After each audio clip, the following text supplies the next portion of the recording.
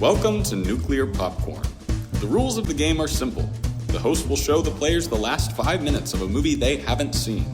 The players will have a week to formulate a pitch of what they think the plot is. The closest gets meaningless points, maybe a crisp high five. Probably a smooch on the forehead because they're a good boy. Or girl. The host will then reveal what the actual plot was. And that's it. You'll get it. You're smart. And your host for the week is...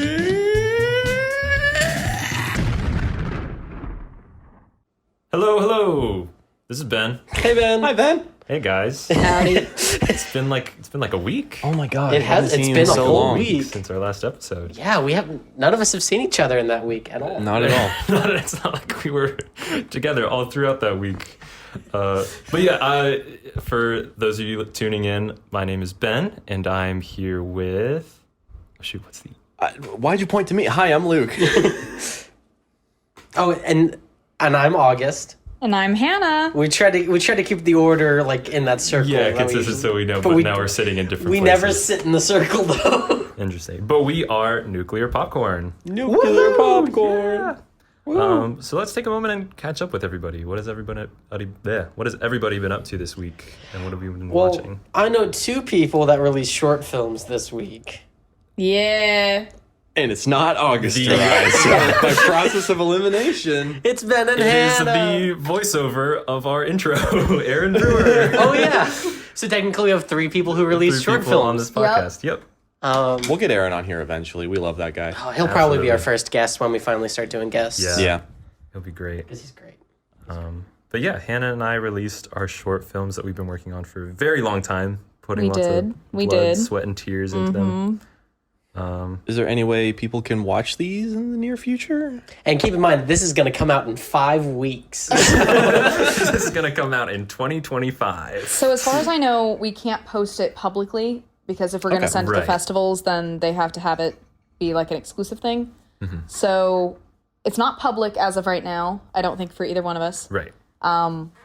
Yeah, but they're complete. They're complete. Yeah, they are that. finalized. So I guess, sometime in the near future, Yeah. whenever, just be on the lookout for The Bet. They're on and- Letterboxd. Yep, They're on Letterboxd. The Bet and The Tale of Figaro. Yes. And you guys had your premiere on Friday. We did. We Yep. did. It was a great time. It was a lot of fun. Really good premiere. Really.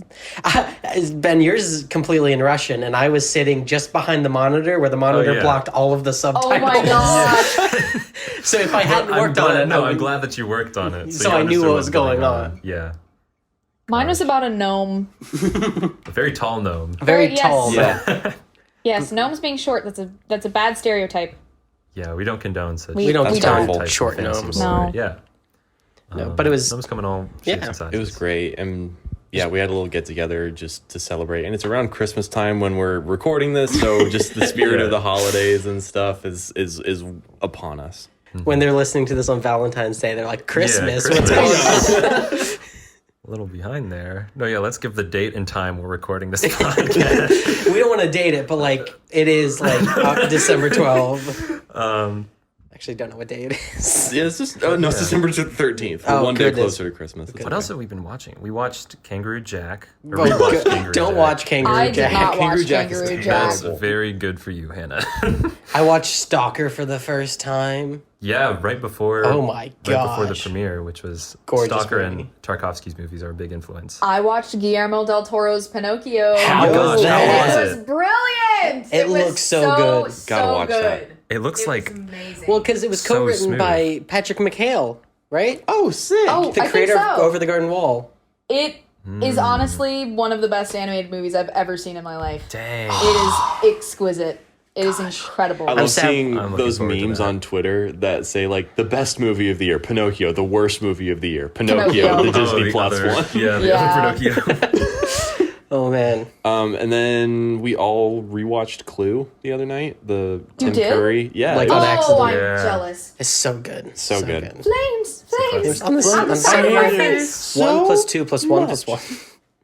The movie's great. That was 1985, same year that Brazil was released, Yeah. which we also rewatched. What a wild movie. It was Luke's first time watching Luke's it. first- Yeah, time. I was thinking about it all day today, and I don't know what's going on in Terry Gilliam's brain, but like I want to tap into that. Yeah. It's one of my favorite movies, and he's really weird because I did a project on him last semester for school about him like writing scripts, and I read Brazil and I read Time Bandits, and they were written drastically different from each other. See, I've seen Time Bandits. But that's because he doesn't write his scripts. Like for Time Bandits, he came up with a rough outline, gave it to Michael Palin, and he wrote the whole script. Oh my gosh. For Brazil, he worked with a co-writer to do the whole thing. And it's very dream-based, very like... It's very like David Lynchy in a weird way, but not as weird as David Lynch. Weird, yeah, oddly enough, not as weird as David Lynch, but still in that same... Oh, so Lots good. of wide angles. Lots of a lot of handheld. A lot of handheld. Very beautiful. Hannah, you need to see it. The production design. I do is need to see nuts. it. And it's So like if you're a fan 3 of production songs design. in the whole Yeah, movie. they use Yeah, three These are the songs. same And melodies. two of the songs are the same Two of them song. are Brazil. Oh, Oh, we'll get sued if Oh we yeah, do. we will get No, we're very fine. sued for that. Even for a acapella, whatever. Whatever. It's an original cover.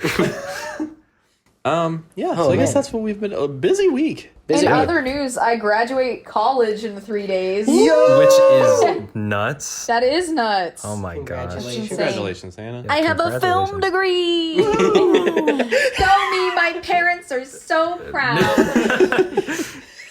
I have a film degree. Why does that give me Mr. Electric send him to the principal's office and have him expel vibes? Like, Except more like enthusiastic and joyful. You ruined my film degree. I did not. Gosh. Oh, we're man. going to watch that soon. We're going to watch Adventures of Shark Boy and Lava Girl. yeah, soon. not for the podcast though, because we've all seen No, it. yeah. But We have lives outside the podcast. Don't judge us. no, we don't. You guys have lives outside of this? It consists of watching Robert Rodriguez. Very exciting life watching Robert Rodriguez movies. But yeah, busy week. Busy week. Ben, do you want to give Yeah, us a I little guess insight into We the can movie? get started with the movie that we were reflecting on for this past week. So the movie I chose last week for us to be looking at is called The Encounter. Which is drastically different from your previous choice. For my R100. previous choice, R100. R100. You're really testing the spectrum here, huh? Yeah, trying to establish a range of infinite potential. Because The Encounter is very clearly a crappy Christian movie. Yes, the link to the movie that we have, the description, or maybe it's the title of the video, is The Encounter 2010, a Christian movie. This came out in 2010? Well, the thing is, I think the YouTube video and Letterboxd says 2010, but on Wikipedia it says 2011. So I don't know who to trust. It was All around right. then. All right, fair enough. Still doesn't look good either still way. in the common era. The common era. After the birth and death of Christ. But yeah, well, So we just watched the last 5 just minutes rewatched the again. last 5 minutes. Yep. And Not so, a whole lot to unpack, but still, my When lord. you know nothing about it, watching it, and you're trying to figure out what kind of movie it is that Ben has picked for us, you're like, what is going on here? And like the previous experience you've had with my picks was R100. So Which was just a Right. bunch of Anything can dominatrixes and a pregnant man. And now we're on very clearly a Christian movie. now we're on. I mean, maybe. Maybe. No, I don't We know. haven't watched it. We'll see. But yeah, if you guys like to kind of describe the last 5 minutes as we've rewatched as to the best of your ability, and I'll be like pitching in with little details. What's the timestamp? Oh, the timestamp was 1:23, or so an hour, 23 minutes, and 18 seconds Yeah, is where we and- started. It's on YouTube, and we will have the link for it in Yes. our description. There are several different. It's the same movie, but there are several copies of this movie on YouTube. So we'll link the version that we watched. Right. So you have It's- the correct timestamp. Is it age restricted for some reason? I think so.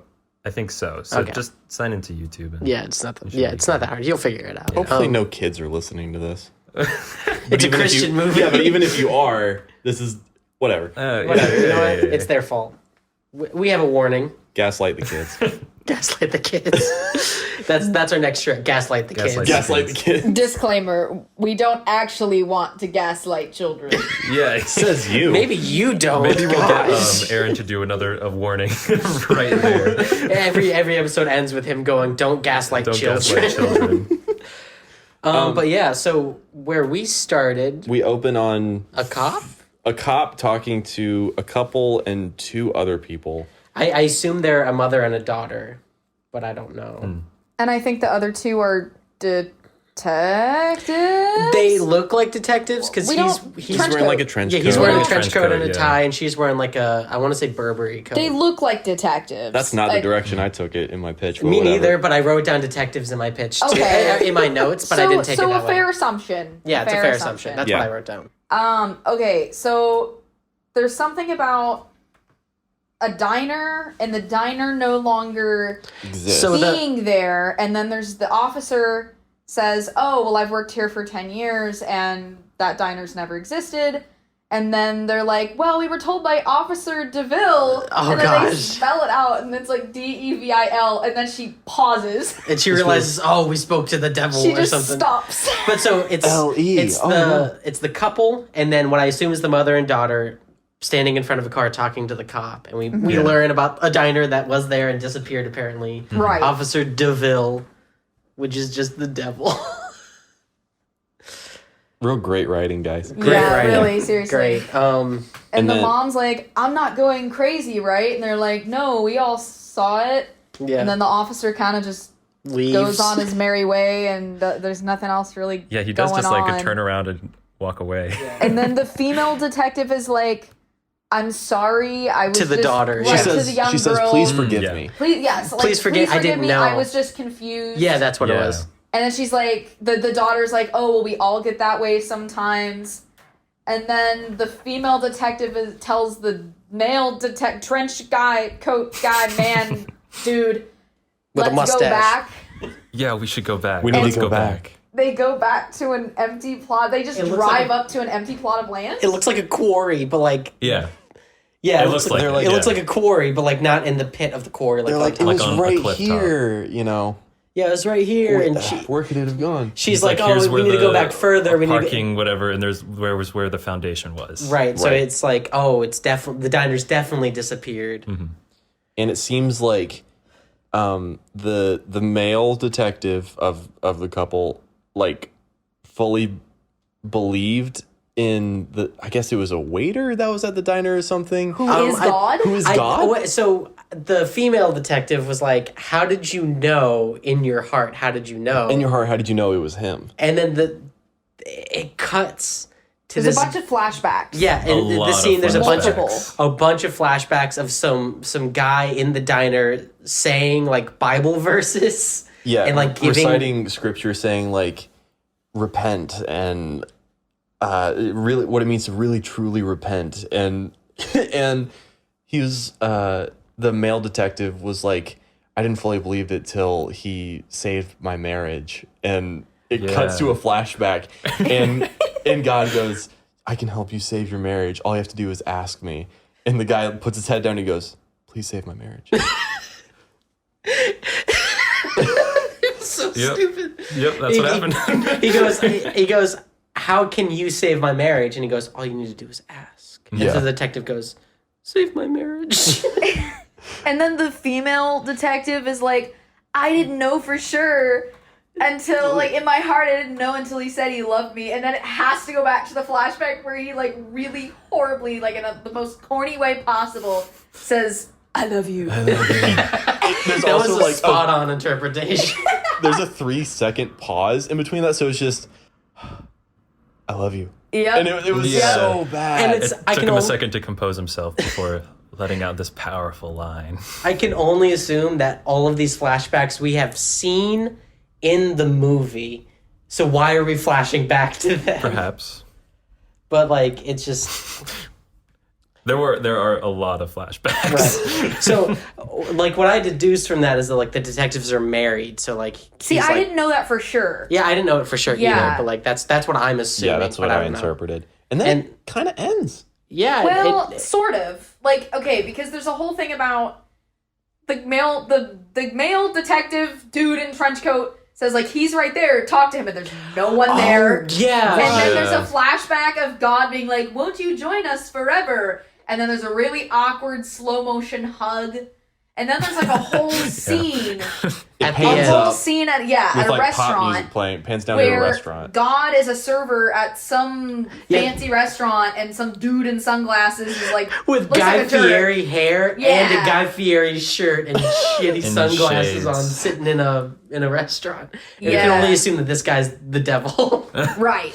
Or Like or someone who needs God. Right. Either way. Right. And- That's it. Well, and then I think. and the waiter as God walks up to me and goes, "What'll it be? Oh, yeah. Menu or special order?" Special and order. that's That's the line that There's she a Freeze really, frames like- on him, fades to black. Michael Bay outro song plays. I was gonna say there's a really slapping song at the end that doesn't seem very fitting. Like it kind of sounds like it came out of Twilight. a little my bit. gosh. It was like 2010/11, so it Yeah. it Checks fit out. the time it came out really well.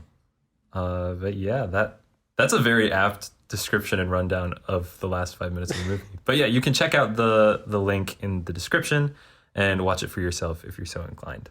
Or you could just go off of our. Or you can just go strictly off of this I description, recommend you go which watch is it. pretty good. I Which is re- a pretty good description. I recommend you go watch it because it's really hard to grasp a lot of how corny these last 5 minutes are. Yeah. You kind of just have to watch it to experience it. So our first pitch of the night will be given by Ooh. Oh no. Oh no. Oh no. I just want to preface this by saying this is a very half-baked kind of. Excellent. Beautiful. Yeah, I just thought about it at work today. Yeah. You know what? That's great. So shared trauma Yeah. brings a lot of people to a lot of weird places. Mike and Catherine, we learned her actual name was. Yes, in the last Catherine 5 in the minutes, God does say Catherine's name, which is the female detective. I kind of got it right. In my original pitch, I wrote Cynthia, which I feel like is Oh, kind that's of close. close. Fair That's enough. close. So Mike and Cynthia are two physicists living in suburban Ohio. And they actually met while working at a nuclear power plant. So they got this job kind of right out of college. Mike is more of like the play by the books, kind of well-mannered Christian guy. And Catherine is kind of the goofball, like the office goofball who doesn't really have a plan in life. So their relationship was very a la kind of Jim and Pam from The Office. It's like, will they, won't they? Until eventually Mike asks Catherine out. So it's like The Office, but at a nucler power plant. Yeah, exactly. I want Nuclear the first power half of this plant, yeah. movie to just be like rom-com, you know? Like, Yeah. they both come from small towns and just kind of acquired this job. They also have two close friends, Sarah and Janet, who work next door to them. And funny enough, they also happen to attend the same church as Mike and Catherine.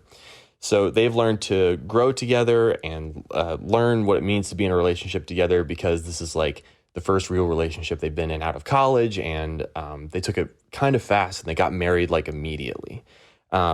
So with that comes a lot of struggles with what, you know, a couple wants and what they want to do together. So while Mike works as a physicist by day, he wants to stay home. Mike wants to stay home. He's perfectly happy where he is. Catherine, on the other hand, wants to become an actor and move to California.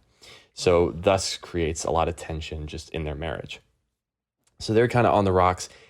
And while in the midst of their kind of spats are happening, one day at the nuclear power plant, a technician slips and completely causes a massive eruption to happen.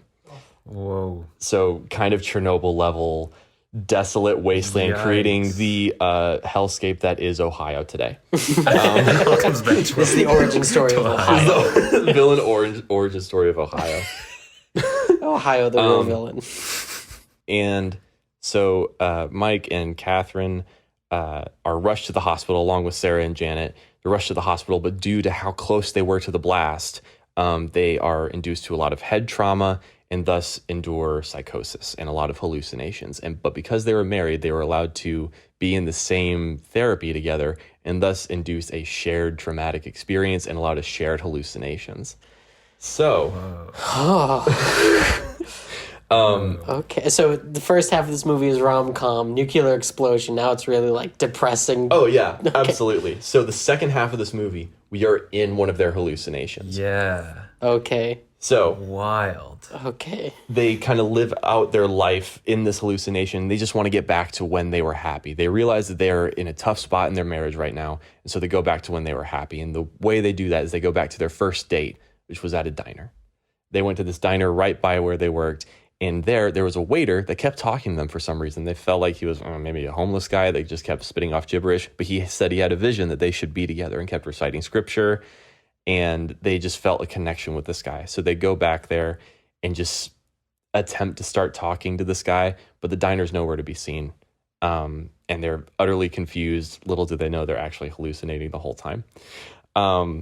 So then a cop approaches them, actually like an orderly of the psych ward, but they see it as a cop, approaches them. And that's where we kind of pick up in the last 5 minutes is the cop saying like, oh, there's no diner there, because they keep spitting off gibberish in their own head. They're like, where's the diner? And he's like, there's no diner. And the two people that are next to them are their friends. What did I say their names were? Sarah and Janet. And because they attend the same church, they're like, we're in good hands. And so for the rest of that 5 minutes is them just in that shared psychosis of them trying to find some connection to reality of this guy saying, I can fix your marriage. I can, stay with me forever in their psychosis. Bro. Whoa. Interesting. So yeah. who's like Officer DeVille? Like He's the orderly, isn't he? No, the orderly's the good. The orderly cop at the end. is the cop. He's So then who the is Nurse DeVille? Ratchet of the Yeah. He's the one that's been like physically abusing them the whole. Yeah, he No. keeps He's keeping the them one that wants to, like, medication keep them there. He's They've- keeping them highly No. They've been medicated. making treatments and stuff, but he's like, no, we need these patients in order to To like conduct cover up the Pure experiments. nuclear evil. explosion. Pure Exactly. evil. Yeah. So like the whole B story is them trying to cover up this big nuclear explosion that happened. Yeah, we'll go with that. That's a lot better than what I could have come I think up the with. only I've never So- seen something set in a nuclear power plant, except for like The Simpsons. Wait, But to turn this from a love story into like a psychological drama is nuts. I have a suggestion. Please. Okay, so Officer DeVille is the like psychiatrist or whatever that's like trying to That keep wants them there, to keep them there. and is Yeah. trying to cover up the nuclear explosion. Yeah. But somehow that waiter, Mm-hmm. who like is God or whatever, found out. So then the end scene when Officer DeVille is at the restaurant with the waiter, it's sort of implied he's there to kill the waiter and completely cover up the whole nuclear explosion. That's amazing. Could be. Wow. Could That's be. my suggestion. Can you But tell I It did is not like The Dark study Knight film in Rises. college? It's very connected to The Dark Knight Rises because of the nuclear blast and the visit at the end of the. I won't spoil anything, but If you haven't seen Dark Knight Rises, what are you doing? it's 10 years past. Whatever. I think you're fine. I think you're Bro, fine. I have not seen The Dark Knight Rises. Really? Oh, no. It's an epic. It's a long I mean, endeavor. Dark to Knight watch. is I've better. seen The Dark Knight. Yeah. It's- Okay. that's It's a better not movie. The Dark Knight Rises. Not that we That's right. chastise people for not having seen a movie. Yeah. Only thing I remember from Dark Knight Rises is Tom Hardy's Bane and the fact that Batman doesn't have kneecaps. Yeah. What? That's all Yep. you need to know. He goes to a Beginning, he has doctor, a- and the doctor's like, I've don't have seen kneecaps." worse kneecaps. And he goes, oh, that's good. And he goes, no, I've seen worse because you don't have kneecaps anymore. And he goes, oh. I can't tell if you're kidding or I'm not. No, he wears that's an he actual wears point knee of the braces movie. the rest of the movie. For some this Okay. is pretty tangential, but when you said that, I was thinking of Will Stronghold in Sky High and how he went to the nurse's office to get his knee checked. And she's giving him the exposition about About his parents and lollipops. and the bus driver. Yeah. Oh, that's another great movie. That's a great movie. Okay, but your pitch. I like your pitch. No, Thank yeah, you. lots Yeah. of That's- snaps all around for. Thank you. for That's Luke. that's That was that's pretty really much all well I done. got. Told you it was kind of half baked. No, but you No, said that's half good. baked. That It was kind of really reminds good. me of I think you can go the somewhere. end of. Well, okay, I don't want to spoil it, so spoilers. I'm also If wondering you've if I'm- not seen The Notebook, but Oh, it never mind. kind of reminds me of The Notebook. I haven't seen seen the The Notebook, Notebook? You but need to also see No, The Notebook. I think I kind of I get what You you understand mean. why? Yeah, definitely. Like, I'm not really spoiling much, but like at the Okay. same time, No, right. it reminds me It- a lot of this one movie that if I say the name of it, I will spoil the whole movie. But we watched it together recently, and I think you know what I'm talking about. Gee, thanks. maybe Maybe? we'll talk after. We'll talk after. I think okay. Yeah, you know. No, yeah, okay. Yeah. I was thinking another movie. Like these aren't like it doesn't feel like a rip from these movies. This does feel wholly original, but like it's weird that so many have these similar themes. I was thinking of Wrist Cutters. If you guys have seen that. I've never I seen haven't. that. It's with Patrick Fugit, Shannon Sossman, who played the girl in Over the Garden Wall. Comes full circle to Over the Garden Wall. Okay, wait. Um, Which girl went over the garden wall? the bird? the Sarah? one that's like demon also. Tim Curry? The The one with the bell. yeah, with the bell. Okay, the bell yeah, commander. yeah, Yeah, yeah. okay, her. It's also got Will Arnett, Tom Waits. Oh, And it's a very drab and sorrowful movie, and then it ends very hopeful, which is nice. okay. And so I think we should watch that. I don't think that's a podcast movie, but that's like a good one That to we consider need to to watch. Well, cool. That's Well, my I liked pitch. it. I liked Yeah, it. that was really good. Yay! So now we're gonna play a quick game that I have not titled. The Untitled Quick It's called Game by Guessing Ben Curry. Game. And so how this is gonna work, I'm going to list several different movies. And it's kind of like a Jeopardy style thing where first to raise their hand gets to guess. The director. You have to guess the director of the movie that I call out. Oh. I'm going to suck at this too. It's Each okay. of you. Well, this will be interesting because I tried to choose like a good mix of well-known, like a movie director pairings and not, and then we'll just see Yeah. how it goes. Not But like this is how my mind works, like every day. not like underground French films. Like Well, okay, so that's fair. We're going, but yeah. So you get one guess for movie. Like you can't buzz in a second time. If all three of you have misguessed it, then we just move on. Okay. Or I'll reveal it and then we move on. One guess per movie, no hesitation. First hand up gets the guess. You must say at least the last name of the director for it to count. So every correct answer counts as 1 point, and I'll be keeping tally of this. And every incorrect answer or no answer is minus 2 points. So you have to be sparing about how you guess. Meaningless points. But also it's meaningless. More meaningless so feel points. free to just No. take it away. I don't want to lose my meaningless points. So the first set of movies that I have, each round will have a different set of movies, and we'll just keep the total through the whole episode. And so if you guys are ready to begin, I'm Yeah. ready. to begin. Remember, it's first hand up gets the guess. Okay. All right, So just be ready. Seven Samurai, August. Akira Kurosawa. That's 1 point for My August. hand was up like a half a second later than yours. Next one, Lady Bird, Luke. Greta Gerwig. God. 1 point for Luke. Full Metal Jacket, August. Stanley Kubrick. Stanley Kubrick. Woo! Gotta be quicker, Hannah. Gotta be quicker than that. Creed, Oh. Also- Luke. Oh, Ryan Coogler? Yeah. Oh my gosh. Point for Wow. Luke. No, that makes sense. Lost in Translation. August. Sophia Coppola. Yep. I don't know how I remember that Sophia one. Coppola. That was so weird. Now be careful with this one. Indiana Jones and the Kingdom of the Crystal Skull. Oh no. Mm. Oh gosh. Because we were just talking about the new one that's coming out. Yep. And it's not directed It's by not Spielberg. Can't see me, but I'm shaking my head. I don't know the answer No, to no, that. Nobody be a wants to trick- take a stab. No, No. because Why would we it be lose a 2 trick points. question and actually be Spielberg? Nobody wants to take a stab at it. No. I'm not risking it. Risking the 2 points. It was Steven Spielberg. Oh man! Dang I'm it! at -2. This one is an interesting one because same name of a movie, 2 different movies, 2 different directors, but it's the same name of a movie. So if Oh. first person who guesses it can have a stab at the second one for a bonus point. Okay, Interesting. But if they don't know the other one, then we'll just open the floor to the other 2. cool. Dawn of the Dead, August. One Zack Snyder, You got 1 point. and the other. Do I lose points if I guess for the second one? Yes. Then I'm sticking with Zack Snyder. Okay, gotcha. Oh, it's on the tip of my tongue. Oh gosh. A little supplementary hint. This is the zombie movie it- maker. Romeo? What'd you say? Romeo? Romero? Romero. Yeah! Romero. I'll give Wow. Luke that point. Dang it! I was gonna say I was thinking Rob Zombie, The zombie guy. but I knew that was wrong. But I was like, I couldn't remember if it was the guy who directed Night of the Living Dead or not. Yeah, Okay, so I couldn't remember if he directed that. because he One. did like Day of the Dead as well. He did a whole bunch of them. Right. And found in that genre. So points after round 1. Luke has 3 points. August has 4 points. We don't and need to talk about it. And Hannah's working on it. We don't gotta talk about it. Hannah's working on it. I guess with that, we'll move on to our second pitch of the episode over to Hello. August. It's me. August texted us the other day and said, "I'm sorry."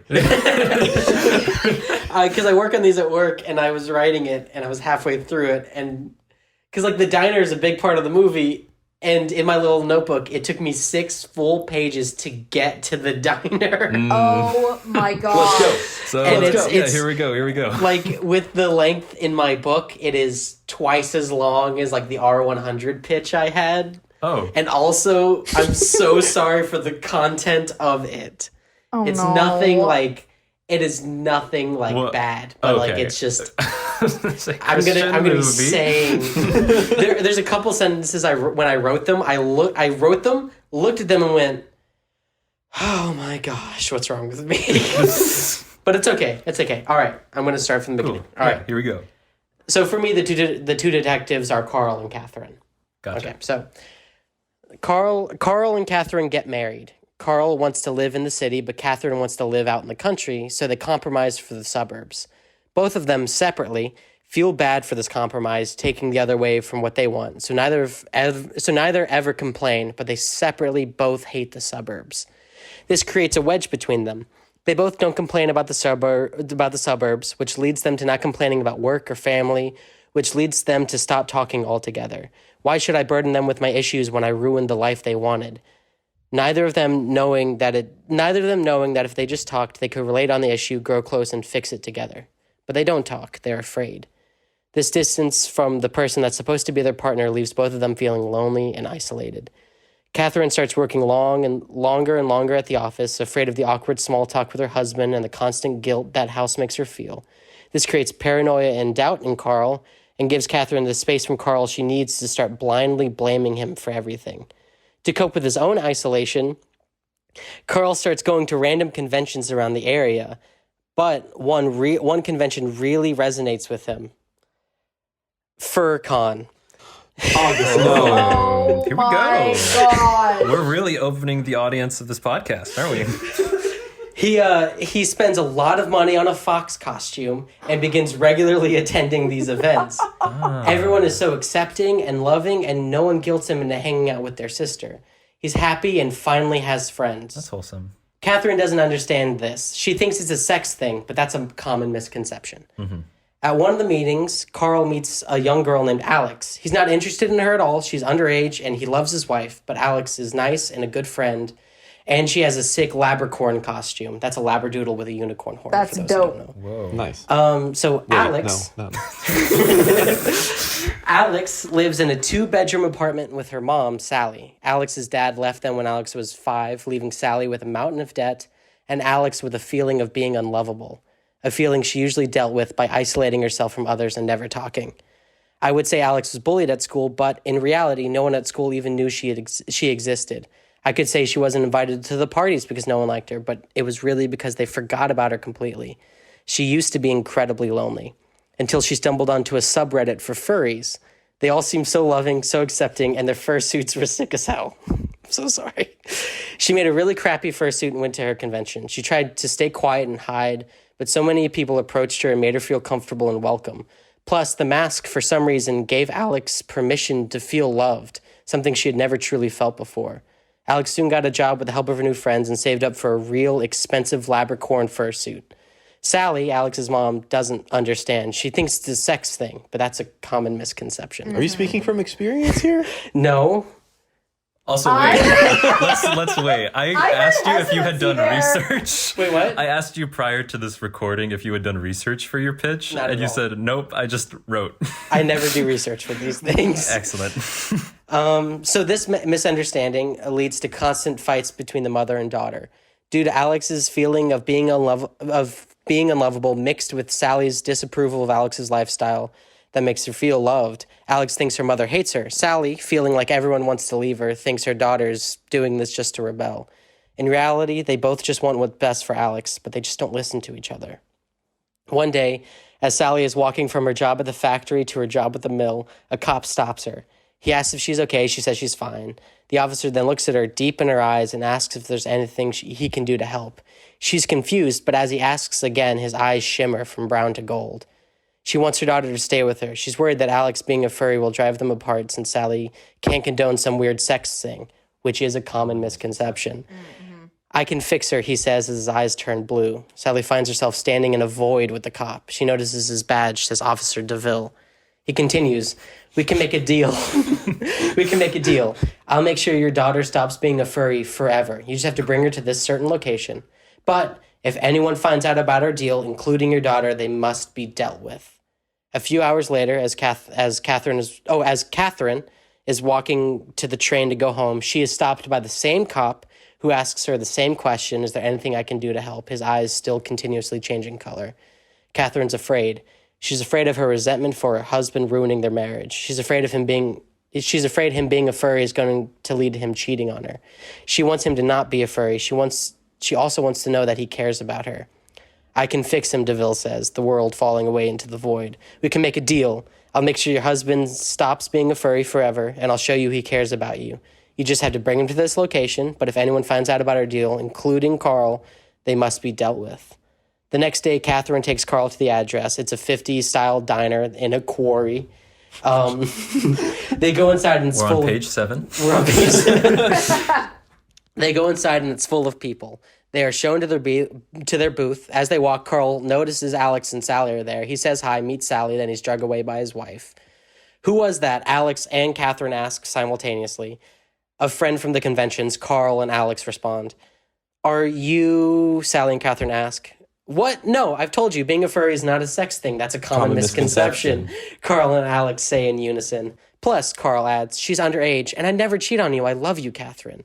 Carl tries to hold Catherine's hand, but she pulls away.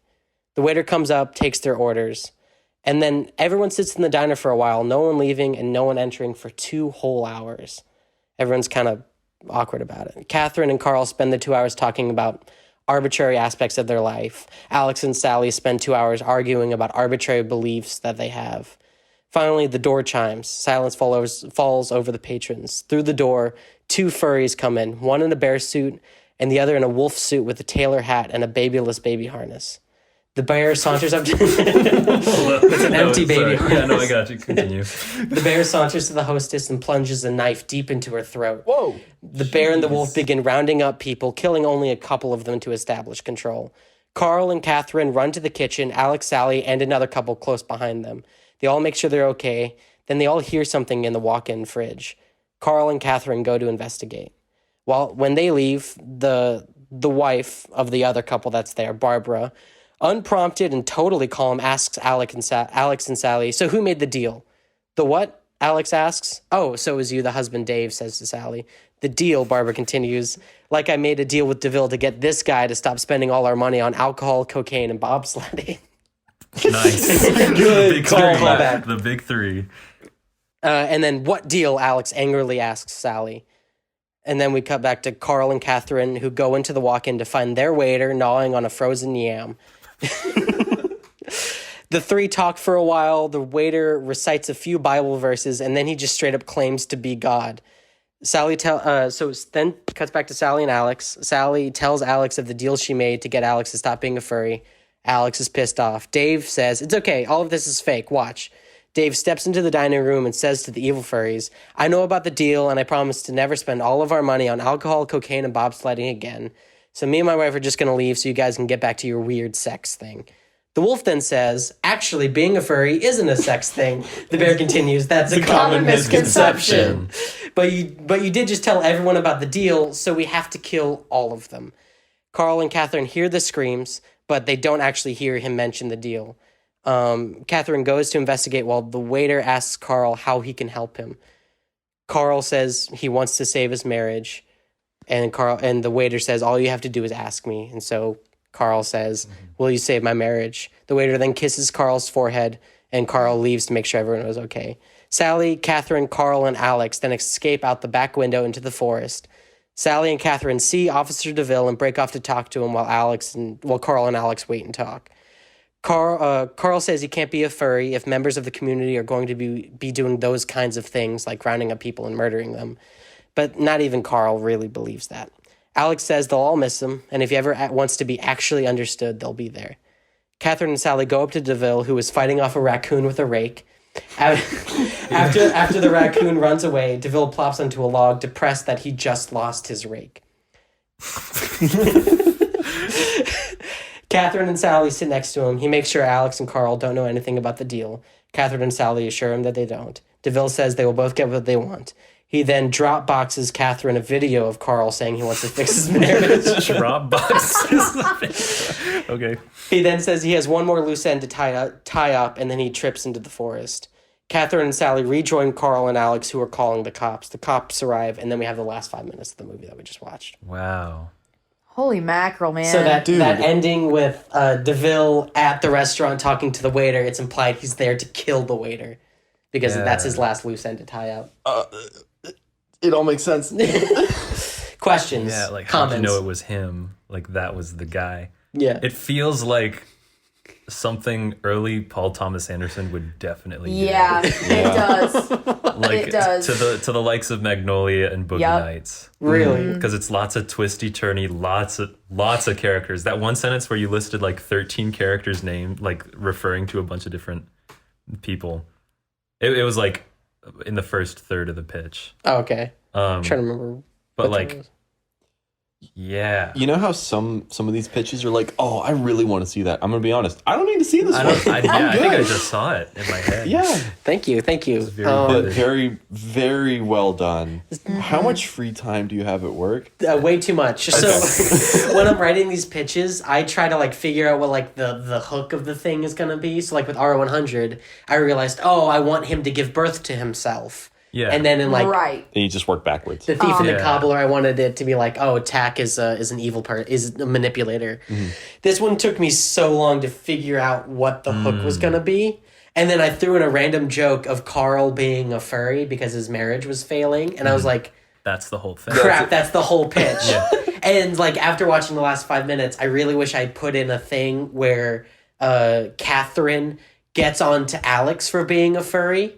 So then at the end when Catherine for that. apologizes, you're like, okay, I get Please it. forgive me. Yeah. Please forgive me. I do Fine. appreciate though that you didn't take the hook in like the direction the movie is clearly in. Like it's clearly a Christian movie. You went in the opposite Totally direction. subverted that. I also wrote in my notes, don't make fun of furries. No, yeah. I think I- that I've never seen a movie about probably even including furries. So good on you. You're watching the wrong movies. No, I'm just kidding. I know the movie Mascots includes it because it's a mascot convention, but they're right next door to a furry convention. So a lot of people get switched back and forth. Wow, that was Yeah. tremendous, August. Thank you. I've never written down the word furry so much in my life.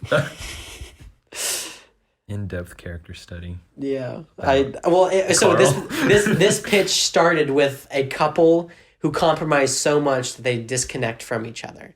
That they both compromise and start feeling so much guilt for making the other compromise that they stop talking to each other, and it builds resentment and hatred. You say Carl, and all I can see in my head is The Walking Dead. Carl! See, I see Carl Weezer from Jimmy Neutron.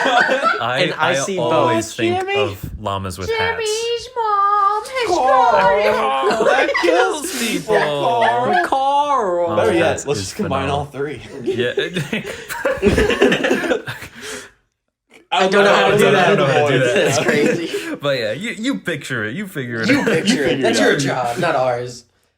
Yeah, so that's my pitch. Yeah. Woo, well lot of done. fun. Very, very well done. Thank you. And Very in-depth. I also kind of wanted where like Catherine kind of doesn't understand her husband, so she strips away the one thing that makes him feel like loved or like Belonging, happy and stuff yeah. like that. So because she just doesn't understand it. Yeah. Because she thinks Very it's a interesting. sex thing. I'll touch on that in a second. but now let's move on to round 2 of Guessing Game. Guessing Game. Not trademarked because anybody can use Guessing Game. So this round, points are doubled. Ooh. Bro, I'm already negative. But the minus points is still -2. Okay. So you Yeah, can 'cause- gain twice as much, lose just the same. Because if you doubled them, they would just be like if you It would be, doubled like, negative 2, it would just be proportional. 2 points for getting Yeah, a question wrong. Exactly. And then the first round would mean a lot less than it did. Yeah. But it's still -2 or +2. So yeah, everybody ready? Yeah. Yeah. Ready's all over me. Vertigo. August. Alfred Hitchcock. Alfred Hitchcock. 2 points to Not August. fast enough. Just keep your hand up and you'll out. No, yeah, just keep your if you want to go for, right now, we could. No. Next one is Babel. Oh. Interesting. Another movie by this director is The Revenant. Oh no! August. Dang it! I can't remember his Five. All you name. think about is Leonardo DiCaprio. 3, Oh my gosh. 2, 1. Yeah, That's no. -2 for August. Hannah. Inaritu? Yes. Oh my God, yes! Alejandro Gonzalez I got one. Inarritu. Also did Birdman or The Unexpected Virtue of Ignorance. That's the same movie, not two different movies. Right, yeah. Point Break. Oh, I don't know. No guess. I really don't. Another movie by this person is The Hurt Locker. Oh. Shoot. The only thing Bigelow? Hannah. Yep. Catherine Bigelow. Oh, good I'm actually doing well. 2 points there. Yeah. Next one. Frances Ha. Luke. Ooh, is it Greta Gerwig? Or It's no, it's Noah not. Baumbach. No? I don't know. General rule. This is I very would conversational. Let it count. Okay. Let it count. Let it count. Let it count. Come on, it's Luke. I wouldn't, but no, whatever. don't give me if I pity. get Luke outvoted. gets 2. Luke gets 1 point. Yeah, Okay, that's fair. fair. All Fair right, enough. About that. Is it Noah Baumbach? It's Noah It is. Baumbach. Okay. Yep. That was a weird one because Greta Because Greta Gerwig Gerwig is is in it. She's And also, Frances. are they together? Married? I don't know. Question mark? Yeah, yeah. They're together. Have children? I've- Question mark? I don't think they have children. I thought they had children. Well, Those we children are are- the of the. Those are gonna be some Oh, crazy yeah. kids. There's going to be some creative kids. Witness for the prosecution. Director also did The Apartment. August. Billy Wilder. Yeah. Oh. Also did Some Like It Hot. I only got that Nice. because of The Apartment. Boogie Nights. Luke. Paul Thomas Anderson. Paul Thomas Dang Anderson. Why? Hannah, you're still in the running. You got I know, this. at least I'm not This is negative. another 2 directors, same name of a movie. Okay. Okay. And the movie is Mother. Oh no. no. Oh, whoa. no. I was expecting somebody to know one of them. Oh my gosh, because one of them has Jennifer Lawrence Lawrence. and oh my With gosh, What's the the other crazy one? movie poster. oh my gosh, I can't. Who I can't directed think of that? This sucks. I'll give another movie from one of the directors. Probably not the director you're thinking or for the movie Probably. you're thinking of. Okja. Oh. August. Bong Joon-ho. Bong Joon-ho is one of them. He directed Sad. Mother around 2009. I Okay. believe. Interesting. Oh my The gosh. other director, this is open to anybody as well. Oh, I'll add 2 points for August. The Fountain? Mm-mm. Requiem for a Dream. I don't think I've seen Oh. that one. Seriously. The Whale. went. Oh Whale? my gosh. The Whale. Like the whale? Yeah. Oh my All I can gosh. think about is Oh, right. It's Brendan it's- Fraser. Ah, Oh, man. wait, I Black know Swan. this name. I know this name. No. No. Do you You're gonna I'll give say Hannah a second. I'll give Hannah a This second. sucks. It sucks. I can't remember. The I first don't 2 wanna be syllables of wrong. his first and last name rhyme. Rhyme with Aaron. That's Darren Aronofsky. what I was gonna say, but I didn't want to be Yeah. wrong. Oh, you know, that's. man. I've Man. seen Yeah. the name on Darren Letterboxd. Aronofsky did Mother with an exclamation point. With Jennifer I Lawrence. didn't know he Yeah. also Okay. that was the same director that he Yeah. did Mother. He Okay. does a lot of very tough watches, which love him for that. Oh, he also did The Wrestler. The Wrestler is really good. That's one we should watch. Anyway, moving on from round 2, where we're standing now. Hannah has 4. Thank Nice. God. Luke has 6. Nice. August has 8. Ooh, go August. Go August. Go August. And now we'll move on to our third pitch of the episode. Hannah. C'est moi. C'est moi. Okay. So, not many know this, but The Encounter is actually a prequel to Twin Peaks. Let's go. Whoa. Oh my So, gosh. sort of ironic you mentioned David See, Lynch. how are we gonna... That's amazing. Okay, So, hold on. Listen. I'm strapping Hear myself me in for out. this one. Hear me out.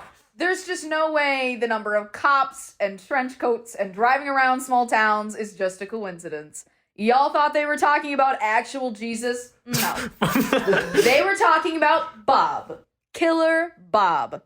The diner spoken about in the clip is actually the Double R Diner. Oh my. As this film is a prequel, the characters have had visions of the place Agent Cooper will eventually get his iconic cup of coffee. The protagonists of our story, Catherine and Trenchcoat, as I've named him Trenchcoat. His name is Trenchcoat. His Gotcha. name is Trenchcoat. Yep. Dave Found Trenchcoat. it after walking through the woods at the suggestion of an officer while trying to solve the case of a missing teenage girl. That officer is Officer DeVille. He's one of Bob's first victims, misleading the characters into finding the diner in an unknown section of the waiting room. You've all seen Twin Peaks, you know what the waiting room is? Yes. No. Awesome! Great! Throughout the film, the detectives fall prey to Bob's antics. They have tried to escape, but have had no success and grow more confused by what they find within the diner. They're slowly going crazy, but are completely in denial about it. They discover the missing girl who has miraculously made a friend while stuck in the waiting room.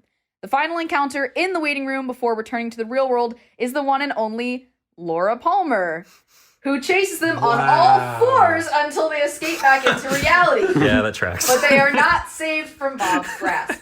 The guy in the trench coat, saves his marriage by being the first to kill under Bob's control. Like, ever, okay? Oh my gosh. He's free now, sorta.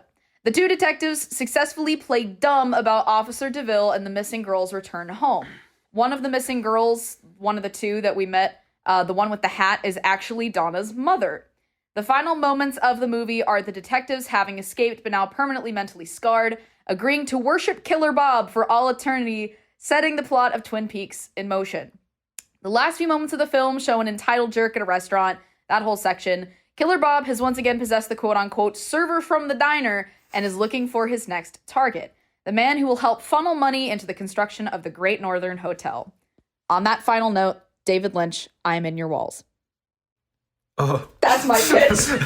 So I know what I'm doing over Christmas, and that's binge watching all of Twin Peaks. and Bro. the I'm return. pausing Atlanta, going to Twin Peaks, and then I'll come back to is it. The first season is so Firewalk good. with me. That's what I'm excited for. Yeah. Fire, yes, with David Incredible. Bowie. Yeah. Yo, Oh, can we all I am watch a that? huge Lynch fan. I gotta watch the show, and then I'll watch that. Yeah. Can we watch Twin Peaks like before we go home for Christmas, please? That'll be a I'm tough watch. so That'll be a down. long watch, but yes. I'm gonna be I would honest, I absolutely be don't down. enjoy the second season as much as the first. Like, Didn't That's Lynch fair. leave? It's It a little rough. Yeah, Lynch It's- left. it's real- and there's real like rough. you can feel it. You can like see how it's changed since. That's a yeah, shame. but the first Dang. season is real good. Yeah. But my gosh, Hannah, that was good. That's really good. that's what I like when we first came up with the idea for the podcast. That's the kind of thing I was envisioning. Yeah. So it was like- weird because I was thinking about it and I was like, there's a lot of similarities between this, oddly enough, and Twin Peaks. I love it. I've not Yeah. seen the rest of the movie, but there's a diner, there's a lot of cops,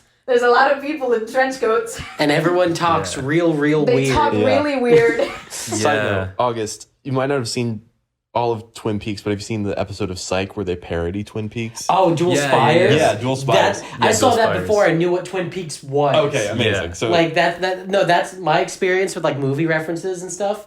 Is like I saw the episode of Psych through Psych. first, Before- and then I watched the movie. Psych I is saw such a Psych good before I show. watched Breakfast Club. I saw Psych before I Psych. watched Ferris Bueller. I watched Psych before I watched Twin Peaks. Not before Psych. Clue though.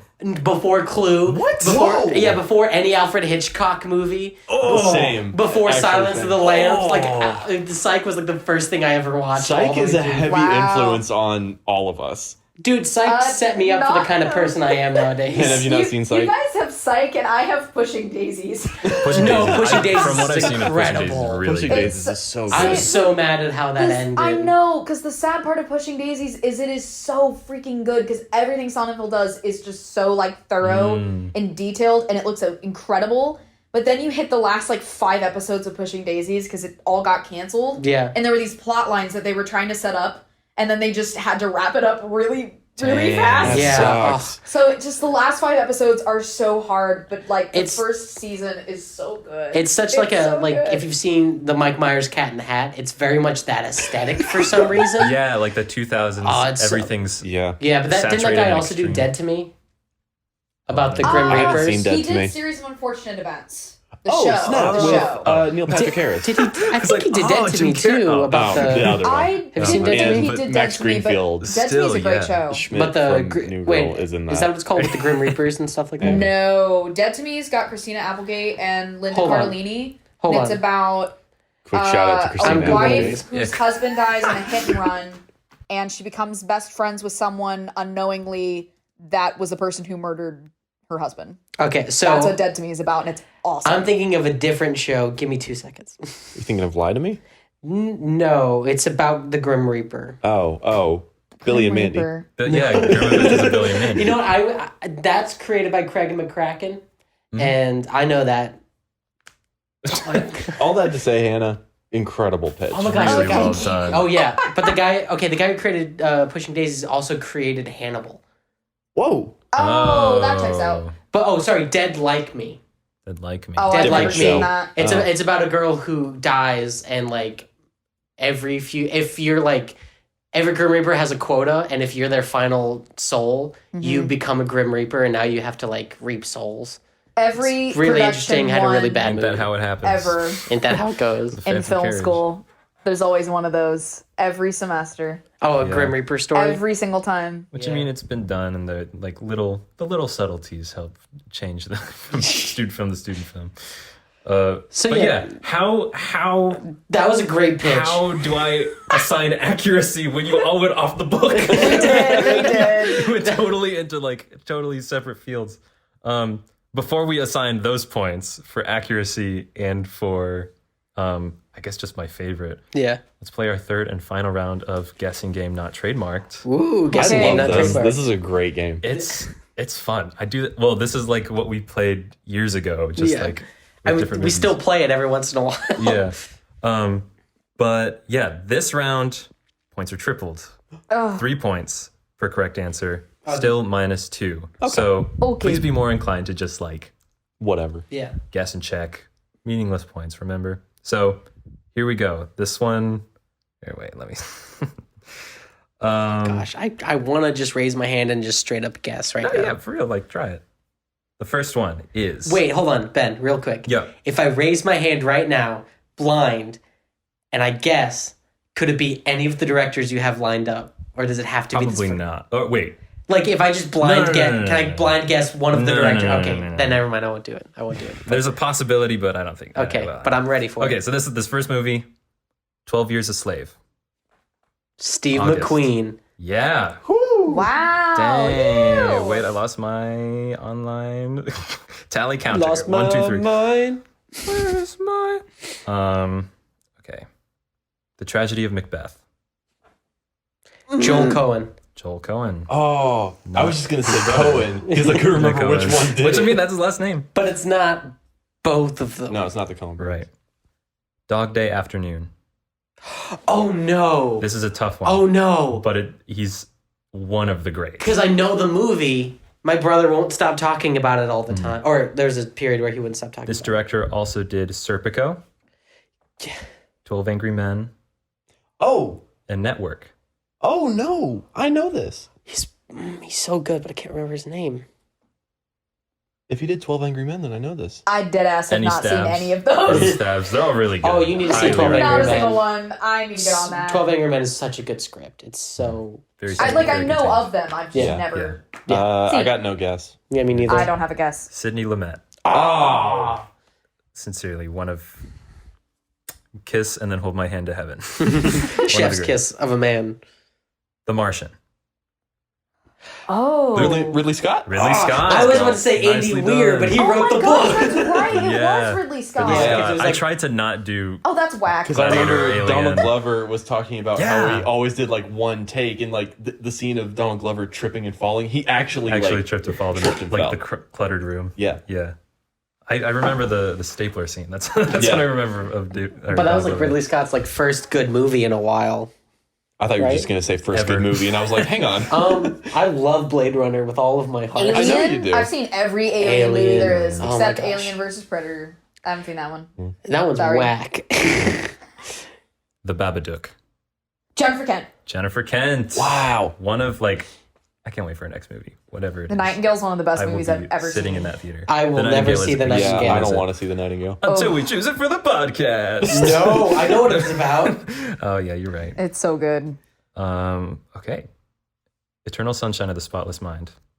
Charlie Kaufman, baby. Nope. -2. Oh no! Kaufman. No, I know it! I know it! Kaufman. Only one guess for I movie. know One it. guess for movie, bub. Oh no! He did Weapon of Choice too. The music video. I can't remember. Oh, I hate did- myself is because it it was like Science the of last Sleep? one Charlie Kaufman didn't direct himself. Also did The Science of Sleep, The Green Hornet, Oh, what? Be Kind Green- Rewind. Then I don't know it. Never mind. Be Kind Rewind with Kind Jack Rewind. Black and Mos Def. Yeah. Yeah, then never mind. I don't know it. Oh my Also gosh. contributed to Tokyo, which was directed also by Bong Joon-ho and Leos Carax. Ben, that know was a it. good choice because I had my first guess and my second And guess, second which guess. both were wrong. You can give your second. I don't think you can give your second guess. But it Spike would be wrong. Jones. No. See, that was my second guess. Michel Man. Gondry, Oh. French. Oh, that makes sense. Yeah, But oh my gosh, I'm so mad. but yeah, that was mainly one to get people to lose points because Charlie Kaufman is the immediate. Oh my gosh, because like that was like one of the last ones he didn't direct himself because Yeah. he did Synecdoche. Right, he he did directed Synecdoche. himself. Did he And help directed- write it?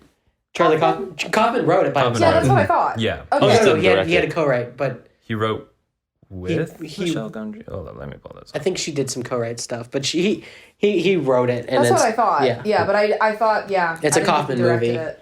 But like he didn't direct Being John Malkovich. That was Spike Jones. Right. I believe Adaptation was also Spike Jones. Oh, yeah. Charlie Kaufman was just a lone screenwriter on Eternal Nice. Sunshine. Oh, no, I'm thinking of something Nice else. job. That's one of my Well favorite done. movies of all time. That movie's so Music good. by So John I Ryan. know. Oh, Absolutely wonderful. So here we have back-to-back double direct, like two directors, same name. But I'm I- wondering if I like this Wait. little bit. Yeah. should I do if you get it, then you guess the other one, or once you get it, you have to open the floor to the other two? Because I think I think the you should be option able to to get guess the other 6 one. points is nuts. I have no Oh. idea. Wait, it's never mind. How is this Bad working? math. How is this working? The double. Let's do. You can guess one of them and open Okay. the floor to the other two. Okay. The first one is Dune. August. Denis Villeneuve. That Cool. makes me so mad. Luke. David Lynch? David Dang Lynch. it. Yeah. 1, 2, 3. 1, 2, 3. Oh, I see how this. Okay. So wait, I'm we're done. doing it as like the first two to raise their hands both get a guess. Yeah. First Okay, two to that raise makes their more hand. sense. Was that the last one? No, No. there's Oh. one more just like that. Okay. Old Boy. August. Well, you gotta guess now. 5, 4, Take the point away from 3. me. Oh my gosh. -2. One of them is a tough one to get. Just released Decision to Leave. Oh, I heard about it, but I haven't haven't seen it. Also did I don't know why The I Handmaiden. my guess was going to be Josh Brolin. I mean, he was an old boy, directed by another big director. Right. Oh my gosh. So one of the directors is named Park Chan-wook. Yes. Oh, did- that's Right, right. The Decision Vengeance to Leave. trilogy. Really, really good stuff. And the other one refers to his movies as joints. Luke. Oh no! Oh, Spike Lee? Spike Lee. No! I'm so mad. Spike I Lee love directed Spike Old Lee. Boy. Yeah, the bad one. Actually, I haven't seen Spike Lee's Old Boy. I But haven't seen I've anything also Spike not Lee. seen it. here's a final thing. Huh? Hey, let's just do it, just for fun. So name here, just whenever you're ready, you could raise your hand. Yeah. Name 2 of the 4 directors who worked on the 1995 anthology black comedy film 4 Rooms. Don't know. Robert Rodriguez. Yep. I got nothing. You won't get points for this, but do you want to? Quentin Tarantino. Yeah, Quentin Tarantino was the other one. Because it's Tim Roth being a bellboy. And Antics. I have no clue who Antics. the other two are. I think one of them only directed 4 Rooms. Allison Anders and Alexandra Rockwell. I think she only directed 4 Rooms. I think she might have had some other things in her belt, but I don't know. Yeah. I didn't do that much research. That was fun. The points for the guessing game, not trademarked, are Hannah with 7, Nice. Luke Congrats. with 15 points, Oh my Oh, god. no. and August with 16. Whoa! Are you High five. That last little 4 Rooms Air high question, air high five across the room. But that being said, it's time to assign the actual points. Maybe we add these to it. Accuracy. Dang. Yeah, because it's not. Yeah, it's not we going to all be went off the content. It's not. Yeah, It's gonna be- like as weird as this sounds. I'm gonna give accuracy to Hannah Whoa. because of the Wait, focus what? in the diner, Okay. Are they detectives? along with they aren't detectives. Oh, Yeah. They're just husband and wife. Oh, okay. But My bad. yeah, there's a lot of attention in the diner and looking for answers and trying to Okay. uncover this mystery. And then favorite, I gotta give it to August. Yeah, come on, Yeah. dude. Really? Holy cow! That was How many You pages unlocked did you have? a new Like 14? perspective. So in my little book, I have it was 14 on my. Wait, on I my, was right? Yeah. Oh my god. on my Google Doc, it was 4.5. Oh gosh. So, but still, it's Wow. single or double space. single. Oh my Single god. space. No, yeah, that's a strong pitch. Just for the amount of like dedication and time you put into that, you Yeah. deserve the Yeah. favorite. Thank you. That So, was- wow. I never go Hannah. for accuracy. Hannah, you'll get 10 holy cards, plus your 7 points that you earned from guessing game, not trademark. Thank you. 7 points and 10 holy cards. Luke, you get your 15 points Let's from guessing game, go! not trademarked. And then August, you get your 16 points from guessing game, not trademarked, in addition to 5 rosaries. So now you can. I'm at 21. You're, I guess we're if not- each we're not rosary at- counts as a point. I mean, I was thinking physical rosaries. Oh, thank you. I appreciate it. Yeah. But yeah, let's find out what the actual movie was about. I'm not interested in what the actual movie I'm is. honestly- It yeah. won't be as good as Hannah's pitch. Exactly. Like it's not Twin Peaks, halfway so I'm not decent interested. movie, but like you pretty much know exactly how it would go. I by could watching the last 5 realistically minutes guess of it. what it is I've and pitch seen it in a page. this kind of movie a million times already. Yeah. Which is why I'm so glad you guys went totally out there and looked for different answers Yeah. elsewhere. Like furry conventions and nuclear power plants and Twin Peaks. the Pacific Northwest. So the encounter follows 5 strangers living in California, each with 5? their own drama. California. And yes, a lot of the characters that this movie is based around were not seen in the last 5 minutes. Oh gosh. Lovely. So there's Nick, a former NFL player and owner of a chain of burger restaurants. There's Gross. also Hank and Catherine, whose marriage is falling apart. So I think we heard Carl and Mike. Mike. So I was like, Mike's pretty close to Hank, but And trench coat. Yep. trench coat. Their marriage is falling apart.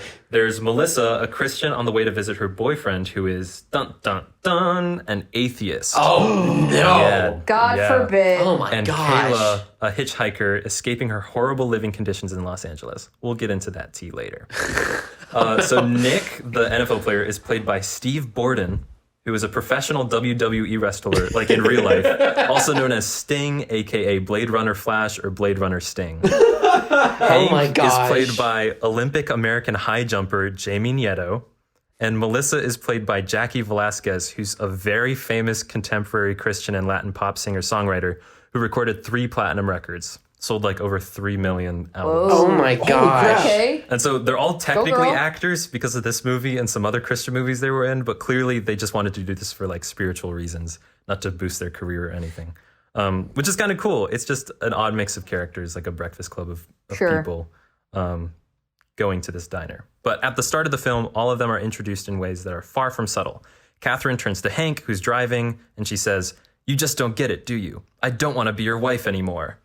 And so she's like a horrible person to him for the first half of the movie until, some stuff happens and is revealed. Businessman Nick is texting and driving and almost hits Kayla, who's walking alone on some back road with a backpack over her shoulder. So we get a lot of exposition really quickly. And Melissa is given a creepy Ben Kenobi message in her head to pick Kayla up. So she does. A detour road is closed off, so police officer DeVille tells them to turn back. So the 5 strangers get stranded at the Last Chance Diner Oh gosh. with its omnipresent owner, who not so discreetly reveals himself to be Jesus Christ. So I was right. It's just a guy who straight up goes, "Hey, I'm God. Hey, How you doing? Yeah. I'm God. Nice But to there meet are you." some signs that like show him being more Jesus-ish than a guy. Then a waiter eating a frozen waiter yam. Just Yeah. no fursuits. Although, I don't know. I mean, we haven't finished the plot of the there movie could yet. be some more fursuits than I meets don't the know. eye. So Jesus is played by Bruce Marciano, who has played Jesus in 11 different films and 1 series. Wow. And he's in a lot of these Pure Flix movies that Luke mentioned to us before we recorded. And so Jesus attempts to help each of the patrons to face the truth in his or her life, to seek repentance, and go for reconciliation. I should also mention that he only serves water at this restaurant, but the water tastes really good. It tastes a lot like water. It's like really good water. It's like, I can really taste the water in there. I guess that's what they said at the start, is like, I only serve water here. But I think he was referring to the only beverages he sells is water, because he comes back with like food from their childhood. And that points to him being like a higher It's power like or something. Ratatouille. Exactly. You're saying the rat in Ratatouille is Jesus. Is Jesus. Yeah. Remy is As a Jesus. Catholic man, that's what I'm saying. FYI. Is that the tagline of this episode? Remy is Remy is Jesus. Jesus. I was thinking, it's a common misconception. So each person has the potential for redemption, and it's up to them over the course of the runtime to not only be convinced that this guy really is Jesus, but also to turn to him and accept him into their lives. Classic Christian movie that primarily takes place in one location. So it's like 12 Angry Men or Reservoir Dogs, except not as iconic and directed by David A.R. White. So Does he play Officer DeVille? he does not. Oh! He is completely separate. So if you don't recognize the name David A.R. White, he's an actor, writer, director, and film producer for primarily Christian films and series. His notable achievements in cinema include God's Not Dead, God's Not Dead 2, God's Not Dead, A Light in Darkness, God's Not Dead, We the People, Okay. There's 4? and The Encounter franchise. There are 4 God's Not Dead The movies, Encounter franchise? which is The Encounter and The Encounter Paradise Lost, which Wow. is what is set up at the end of the film.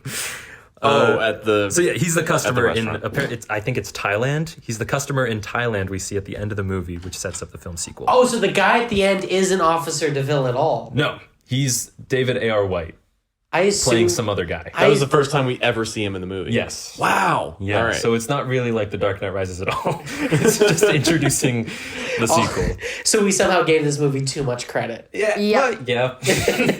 So each patron at the diner ends up being either born again or is brought to a life-changing decision, except for WWE Hall of Famer Blade Runner Sting, aka Businessman Nick, whose pride blocks him from questioning his life decisions and purpose, despite Jesus bringing his late but faithful grandmother into the discussion. There's this long drawn-out shot where he's eating like soup or something at the kitchen table, and his grandmother's like patting his head for a really long time. Okay. And then him from the present walks up behind them, rests a hand on his former self's shoulder. And after all that, he still doesn't believe in Jesus. I thought you said he was going to start patting his grandmother's head. He creates a chain of patting. And then the grandmother, when she was a youngin, starts patting his wearing head. a fursuit, and it was a lot. But yeah, so I should mention Nick. He really isn't that bad of a guy. He's just cynical and like he's kind of rude towards the end.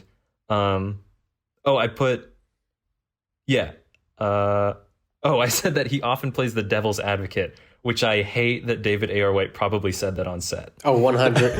Writing the script, he went, he's the devil's advocate. And they went, Yeah, okay, like, David, okay, you can well, stop saying that. We'll But keep like, paying you. this character's the devil's advocate, though. Yeah. I added an editor's note when I was rewatching it, and I said, there's one line that points to him hating homeless people, so maybe he's actually a bad person. So I changed my... He's a my businessman. answer. All businessmen are evil. Right. Every one of the businessmen is evil. Right. Officer DeVille returns. So Officer DeVille, who looks like he has a goatee, looks kind of devilish. He returns to the diner and tells everyone that the road's been reopened, but Jesus is like, he's lying. The road's not reopened. Don't go with DeVille. So Grandma's Boy and WWE Hall of Famer Blade Runner Sting happily leaves with DeVille, and DeVille gloats to Jesus like, that's one for me. And then Jesus like force chokes him and says, but 4 set free. Talking about the other patrons. They were set free. The devil was literally trying to lead them down the wrong road. Yeah. Okay. I'm all glad right. you picked up on the the- craft of the metaphor. The subtle metaphor. Yeah. And then, DeVille leads Nick away from the diner down the road. And he puts up one of these signs, like the devil, like at a Like rock the rock concert show. when you put up like devil horns. Yeah. And then Nick is like, yeah. And then they drive into this big fog, and it's assumed that Nick dies, like in a car crash. And so, as the other patrons leave the diner officially after Jesus gives them the okay, they learn from a different officer, totally new, never seen him before, down the road, that the road is closed again because of a serious car accident. They learn that Blade Runner Sting was involved in the crash, which killed him instantly. He also reveals that, I don't know how he knows all this and is just like giving them this information, but he also reveals that he's never heard of a police officer named DeVille. And then Kayla realizes that DeVille was actually the devil in disguise based on the pronunciation of his surname. Thanks, Wikipedia, because that's how they phrase it. The next day, Hank and Catherine go back to find the diners mysteriously vanished because Jesus accomplished his mission of turning their lives around. A bunch of flashbacks later, Catherine and Hank hug super awkwardly, and we cross-dissolve to some restaurant in Thailand. Jesus shows up as a waiter, asking David A.R. White if he would like something off the menu or special order, alluding to the 2012 sequel film, The Encounter Paradise Lost. And a little more information. The sequel follows 6 strangers, so they up the ante, who find themselves trapped by the threat of an oncoming hurricane in a beachside resort with Jesus, who attempts to spiritually redeem all of them. Pureflix uploaded a trailer for a series based on The Encounter, which had an 8-episode premiere in 2016. Oh my gosh. And I think I looked at The Encounter 2. I think it ends with like this long drawn out fight sequence between David A.R. White and some other guy. Oh, I want to see So I was that. like, oh, should that be the one we watched? But then I don't know. I think the first one kind of sums it all up. But yeah, that's the actual movie. That sounds terrible. It sounds very predictable based on like a basic premise of Jesus in a diner and people. Yeah. Officer DeVille leading people down the wrong road. The wrong physical road. With a literal goatee, right? Yeah, he has a little. It holds up the Like- devil sign. Oh my gosh. Because what else would he look like? the devil's got a goatee, guys. Oh, I forgot to mention like all of their drama because I missed a paragraph. So I'll just talk about that briefly. Back in the diner, Jesus serves the 5 patrons and gives them unsolicited life advice. He helps Hank and Catherine reestablish dialogue as a couple, which is good. That's helpful. He also helps Melissa think of the long-term difficulties she will face in a relationship and potential marriage with her boyfriend who's a non-believer, which like you can make it work. Yeah. Yeah. It's kind of a rough situation. He goes on this long tangent Yikes. about what will happen, but like relationships can be flexible. And then finally, he helps Kayla find the strength in her heart to forgive her alcoholic and abusive stepfather. No. It's a quick turnaround No. on that one, which should not. No. Yikes. Don't. Yikes. Like, no. The movie's like 80 No. minutes long, so it's like If she's running away from home because So she still lives with them. like it gets really dark. And no, she goes back and reports it to the police. Oh, good. Okay. Okay. But, like, okay. Not Officer DeVille. Like to forgive him just like that's Right. a strong turnaround. Yeah. Okay. No, that makes. I thought it was just like the Jesus character was saying, "Forgive your stepfather. Forgive your Now go stepfather. back He's home fine. Yeah, just go and home. just deal with it." No, she goes with CPS. Okay. and Okay. Good. All right. He gets sent to jail off screen. I would have liked to see that movie. Yeah. Of this Jesus guy, told me to like, turn you getting in. pure redemption from. But yeah, so that's The Encounter from 2011. Nice. Yeah. Whoop. That being said, how did it match up to your expectations of what it actually was? Was About it what I pretty spot expected. on? Right. It's that's about about right. Yeah. I liked our pitches better. I agree. I would have much rather watched like a Magnolia level anthology movie or the prequel to Twin Peaks. Or a nuclear explosion that turns into that Tom Cruise Yeah. movie. Turns into a big action drama. I'm just hearing ideas for future movies down the line. Pitches. Yeah, a few people we'd like to thank if we're ready for the outro. A few people we'd like to thank. Yeah. Of course, Aaron. Aaron Brewer. Aaron. Oh Thank my you very gosh. For your lovely introduction. You wonderful for boy. All of our episodes. I want to say a quick thank you just to our friend Davis, who was in town this Yes. week. It was great to see him. Yes. Yeah, and he kind of put us all in the right mood for the podcast. Yeah, joking about many different memes and references that got us in the mood to write. What and a to- cool and to guy. share. And I'll set up the movie for next week, if that's cool. Yep. Yeah. Luke will be our host for next week. Yay. So we're going to be watching Rikki-tikki-tavi, which is a 30-minute movie from 1975. It's only 30 minutes? It's 25 minutes long. Oh my gosh, Wow. okay. And we're about to watch the last 5 minutes now. So, like, dang. so like, That's if like the last 2 sequences of the movie. yeah, no, it actually is, and you'll see here in a second. Oh, no. Oh boy. This is actually great. I need to expand my horizon a little bit because this is also like a family movie. No, I like and my it. last one No, was a yeah, family it's good. movie, and this one was a Christian movie. I don't know. Share what you grew up But on. what's it available on? It is free to watch on Tubi. Nice. Yep. So if you guys haven't noticed, you guys should probably get Tubi at this point. A lot of our movies are just Yeah. available on Tubi. They're all just free AVOD platform. To be or not to be?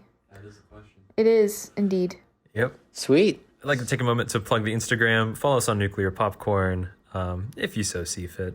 That's on Instagram. It's That's on Spotify. Instagram, Spotify. Yeah, YouTube, Apple Music. wherever you're listening to Yeah. this right Yeah, now. we're Thanks for available. sticking with us. We know this was a long one. Yeah. We rambled Yeah. for a little bit, but But you know what? But lots of Yeah. ideas. It's a good one. But yeah, It was a thank lot you of guys so much for listening to Nuclear Yeah, Popcorn. thank you guys. We appreciate I've it. been your host for the episode, Ben, I'm Luke.